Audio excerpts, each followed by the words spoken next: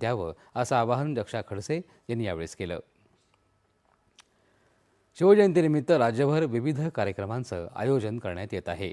यामध्ये नागपुरातील महाल इथल्या शिवतीर्थ इथं मोठ्या उत्साहामध्ये शिवजयंती साजरी करण्यात येत आहे.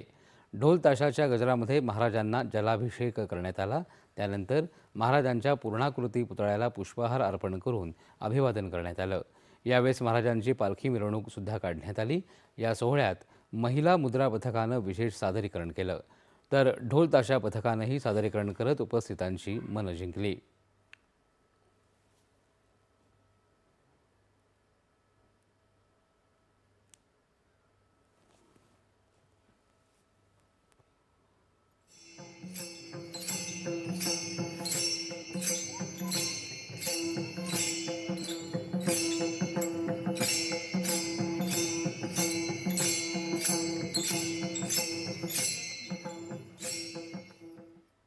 छत्रपती शिवाजी महाराज जयंतीच्या औचित्यानं सांस्कृतिक कार्य संचालनालय आणि जिल्हा प्रशासनाच्या वतीनं आयोजित 2 दिवसीय सांस्कृतिक कार्यक्रमांची काल जालना इथं सुरुवात झाली. शहरातील भारतरत्न डॉक्टर बाबासाहेब आंबेडकर सभागृहामध्ये हा सोहळा आयोजित करण्यात आला आहे.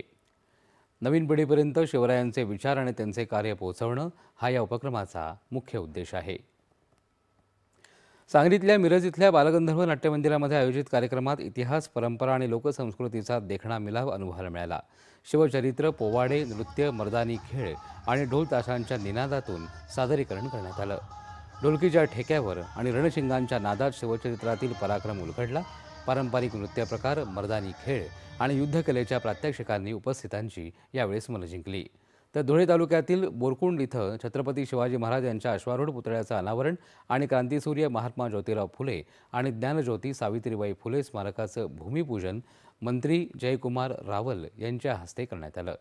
यावेळेस मंत्री छगन भुजबळ आणि दादाजी भुसेही उपस्थित होते.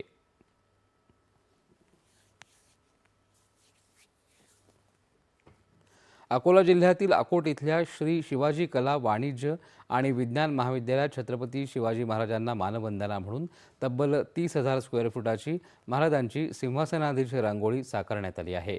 रांगोळी साकारण्यासाठी 15 विद्यार्थ्यांनी मिळून 6 दिवसांमध्ये 40 क्विंटल रांगोळीचा वापर करून ही रांगोळी साकारली. तर अकोल्यातील भिकमचंद खंडेलवाल महाविद्यालयामध्ये महाराजांच्या जीवनावर आधारित नाट्य प्रयोगही विद्यार्थ्यांनी सादर केला.